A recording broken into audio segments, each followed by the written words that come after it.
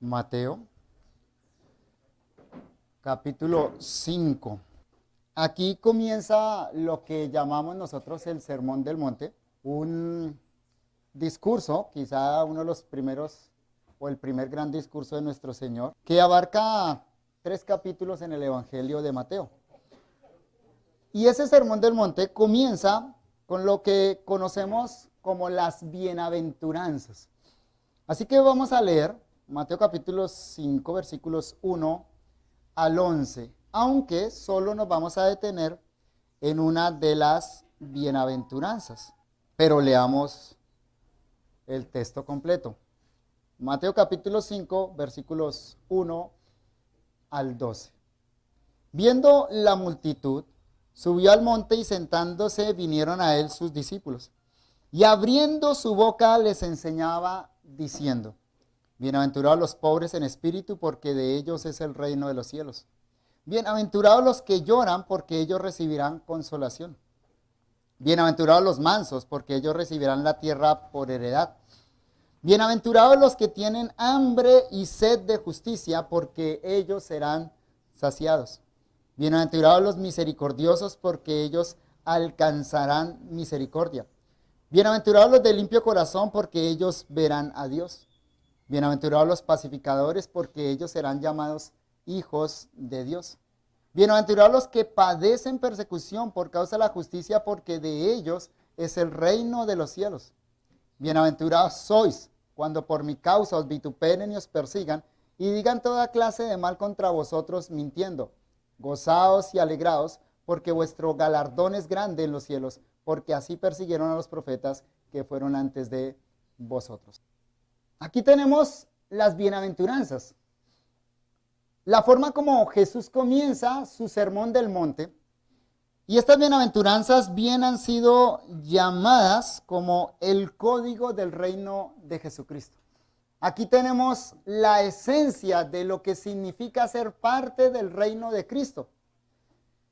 Y algo que es importante, ustedes lo notan, es la palabra bienaventuranza, que se repite una y otra vez, introduciendo cada uno de estos aspectos. Bienaventuranza significa bendición, significa gozo, significa felicidad. Así que Jesús está hablando acá de la bienaventuranza o del gozo que es provisto por Dios para aquellos que pertenecen a su reino.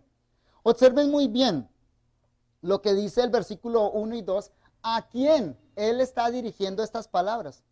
Viendo la multitud, hay una multitud, que Jesús ve la multitud, es una multitud que lo seguían a él, que viene presentando desde el capítulo anterior.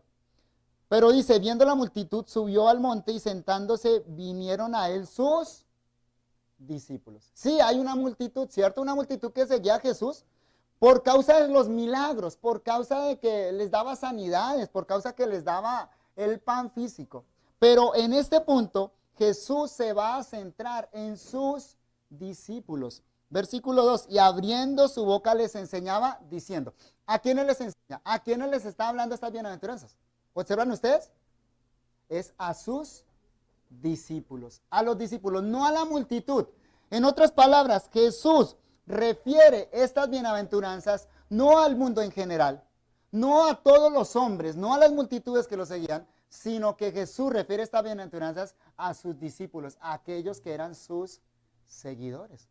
Estas bienaventuranzas entonces son las bienaventuranzas para aquellos que pertenecen al reino de Cristo, no para todo ser humano, no para todo hombre. Si tú eres parte del reino de Cristo, si tienes parte con Cristo que es el Rey, estas bienaventuranzas son para ti, si no, no. Si tú no eres parte del reino de Cristo, entonces más bien aquí hay una invitación para ti. Y bueno, las bienaventuranzas son varias, pero me quiero centrar en una particular. Observen el versículo 6. La cuarta bienaventuranza. Bienaventurados los que tienen hambre y sed de justicia, porque ellos serán saciados. Bien, entonces podemos llamar a esta reflexión la bienaventuranza de los hambrientos y sedientos. Interesante, ¿cierto? Porque cuando usted piensa en hambre y sed, con lo menos que lo relaciona es con bienaventuranza. ¿cierto? Tener hambre y sed no es ser bienaventurado. Tener hambre y sed más bien es ser desventurado.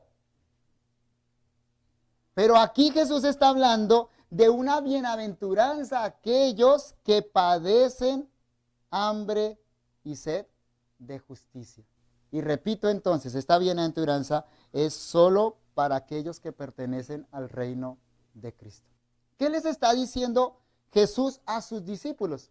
Mire, les está diciendo que ellos, al ser parte de su reino, son bienaventurados porque padecen hambre y sed de justicia.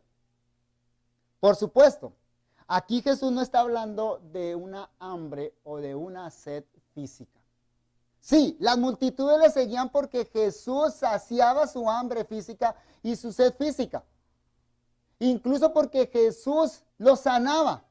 Porque Jesús hacía grandes milagros para ellos, pero con eso, simplemente con eso se quedaban esas multitudes, con algo físico. Se iban con la barriga llena y con la sed física saciada, pero no eran bienaventurados. Qué tragedia, ¿cierto? Hay gente que tiene el estómago lleno, pero no es bienaventurado. En esta semana murió un artista en un hotel de Bogotá. Y según las investigaciones, por sobredosis.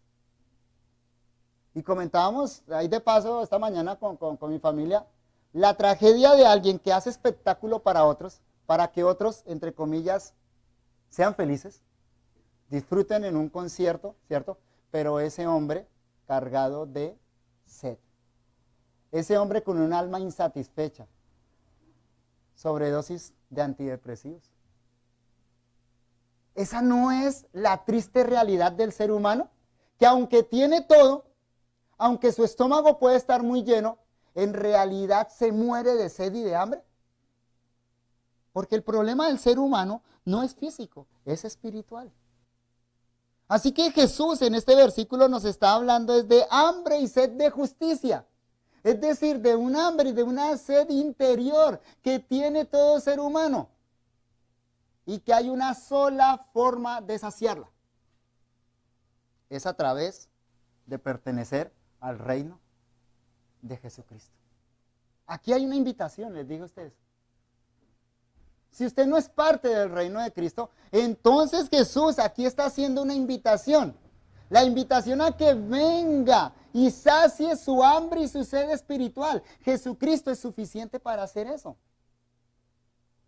Si usted se está muriendo por dentro, si usted tiene una vida insatisfecha, si nada lo ha llenado hasta este punto, si quizá usted tiene toda la provisión física en este momento, pero siente que su vida va sin rumbo, entonces Jesús aquí está diciendo, puede ser bienaventurado, puede ser feliz. Mire, el punto es este, incluso alguien que tenga el estómago vacío, puede ser feliz. Puede estar satisfecho, puede tener sentido de vida, puede estar alegre, puede estar agradecido. Y eso, repito, insisto, y ese es mi punto, eso es solo posible cuando pertenecemos al reino de Cristo. Jesús dice, bienaventurados los que tienen hambre y sed de justicia, porque ellos serán saciados. El que reconoce esa hambre y sed y acude a Cristo, aquí tiene una promesa maravillosa. Ser saciado. Esa es la bienaventuranza. O sea, la bienaventuranza comienza por el hecho de reconocernos a nosotros mismos como hambrientos y sedientos, pero termina con la realidad maravillosa de que Cristo satisface esa necesidad. Estos finalmente son saciados.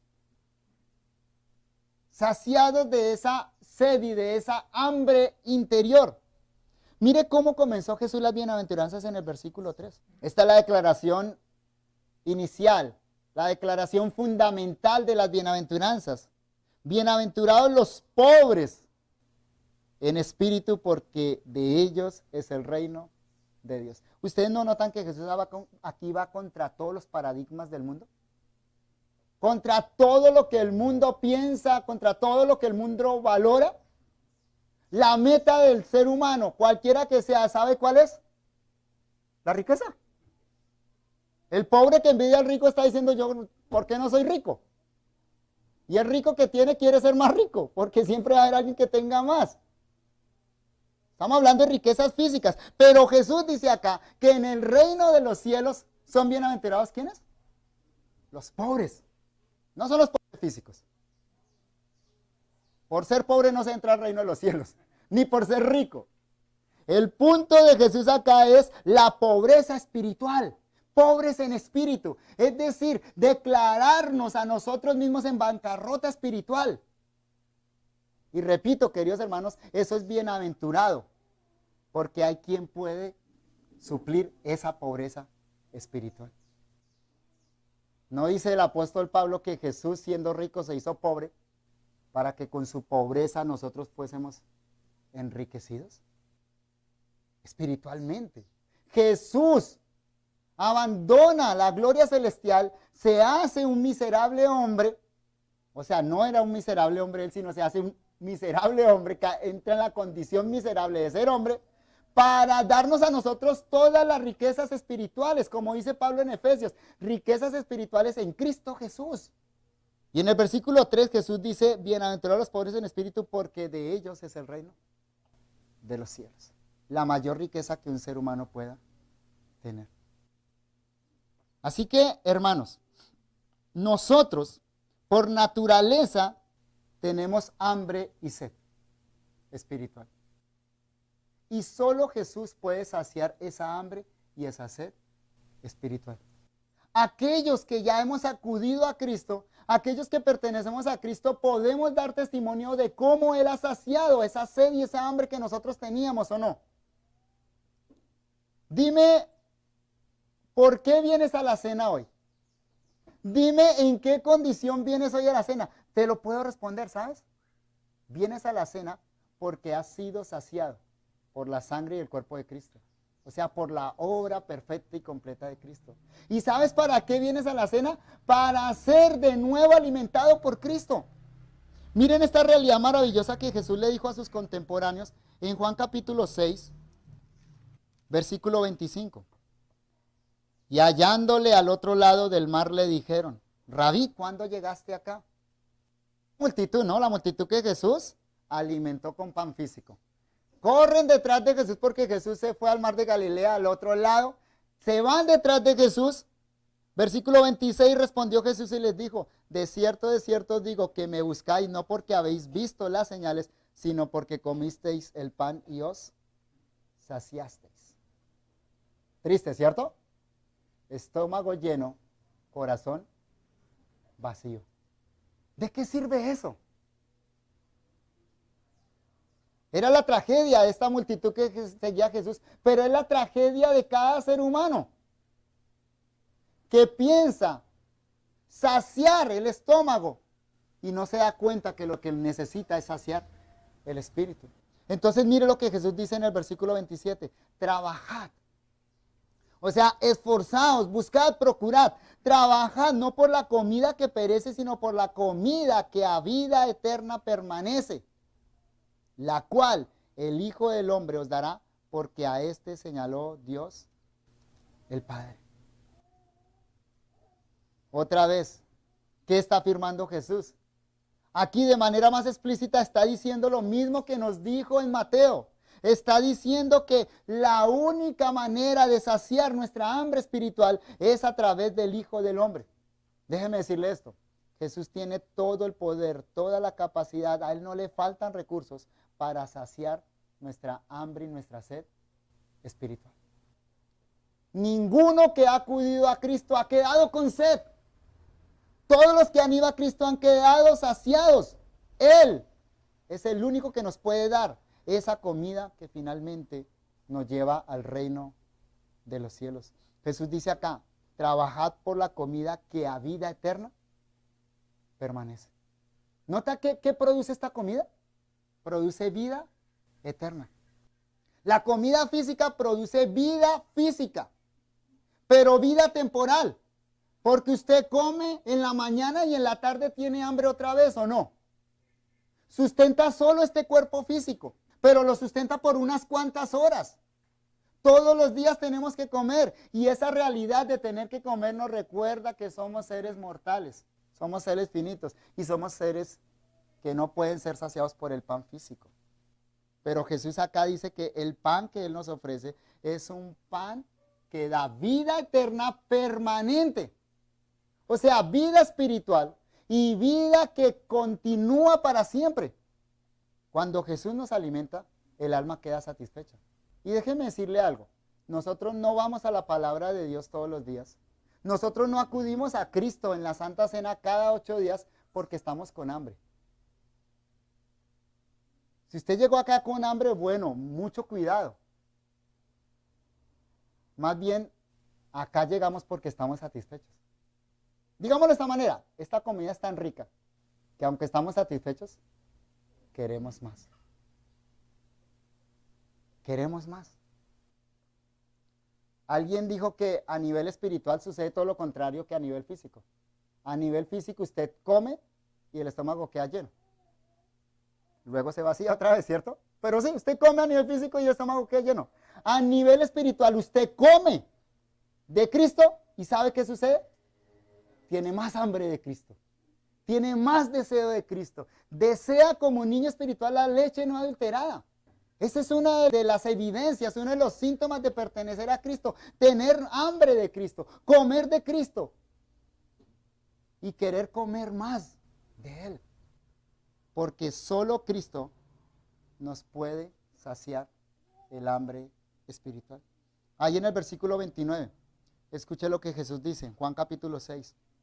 Respondió Jesús y les dijo, esta es la obra de Dios, que creáis en el que Él ha enviado.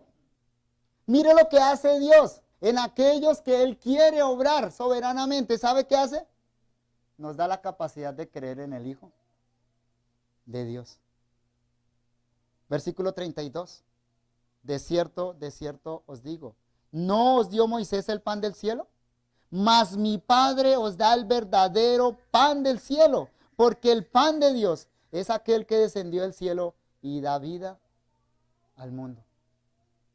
Y para terminar, versículo 35, Jesús les dijo, yo soy el pan de vida. El que a mí viene nunca tendrá hambre, y el que en mí cree no tendrá sed jamás. Nuestra hambre ha sido saciada, hermanos. Nuestra alma está satisfecha. Cristo la ha llenado. Pero para aquellos que quizá hoy escuchan y tienen esa hambre y esa sed, la invitación hoy es, acude a Cristo, porque solo Él puede saciar tu hambre espiritual. Así que para aquellos que han saciado su hambre espiritual, su sed espiritual en Cristo, esta cena nos recuerda esa realidad maravillosa. Cuando nosotros nos acercamos al pan, cuando nos acercamos al jugo de uva, ¿sabe qué estamos declarando, hermanos? Estamos declarando que Jesús colmó, satisfizo nuestra hambre física y también satisfizo nuestra sed espiritual. Y que solo Él lo hizo y Él lo hizo realmente. Pan para el hambre, jugo de uva para la sed. Así que el que come este pan está declarando que eso es una realidad en su vida. Eso ha sucedido en él. Pero al comer de este pan y al tomar de ese jugo de uva, también Cristo está alimentándonos nuevamente. Porque aunque ya hemos sido saciados, aún queremos más. Por eso el verdadero creyente anhela la cena. Por eso el verdadero creyente no menosprecia la cena. Por eso el verdadero creyente toma de la cena. Porque quiere más de Cristo. Quiere más. Y quiere más de Jesucristo.